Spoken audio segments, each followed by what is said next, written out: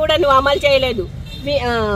నిరుపేదలైన వికలాంగులకి కానీ వృద్ధులు వితంతులకు కానీ ఎక్కడైనా నువ్వు ఇండ్ల స్థలాలు ఇచ్చిన దాఖితాలు ఉన్నాయా? డబల్ బెడ్రూమ్ కట్టిస్తానని అన్నారు. ఇప్పుడు దాకా డబల్ బెడ్రూమ్ ఇచ్చిన దాఖితాలు కనిపించాయా? అంటే నిరుపేదలకి అంత్యోదయ కార్డు ఇప్పుడు దాకా 35 కిలోల బియ్యము ఎక్కడైనా ఇచ్చిన దాఖితాలు ఉన్నాయా? ఇప్పుడు దాకా 35 కిలోల బియ్యం కూడా ఇయ్యలే. పెన్షన్ అంటే ఈ పెన్షన్ అప్లై చేసిన వాళ్ళు కూడా చాలా మంది ఉన్నారు. ఈ రోజు దాకా ఆ పెన్షన్ కూడా అప్లై చేసిన వాళ్ళకి నువ్వెక్కి ఇన్ని సంవత్సరాలు అయినా గానీ ఒక్క పెన్షన్ కూడా మంజూరు చేయలేదు. ఆ పెన్షన్ కూడా మొత్తం మంజూరు చేయాలి. డబల్ బెడ్రూమ్ అవి కూడా మంజూరు చేయాలి. బ్లాక్ లాక్ పోస్టులు అంటారా?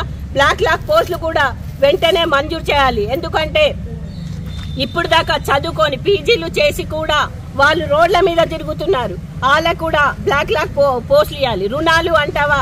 నువ్వు ఎప్పుడు రుణాలు ఇప్పించావు సీఎం గారు? నిరుపేదలకి ఒక రుణమైనా ఇచ్చిన దాఖితాలు కనిపించాయా? వాళ్ళకి షూరిటీలు అంటావు. ఆ షూరిటీలు ఎక్కడికి వెళ్ళి తీసుకొచ్చి మేము షూరిటీలు ఇవ్వాలి? షూరిటీలు ఇచ్చే పరిస్థితులు ఉన్నాయా? మీరు చేసేది ఏమో కుంభకోణాలు. మా దాకొచ్చేలాగా మాకు రుణాలకి షూరిటీలు కావాలి.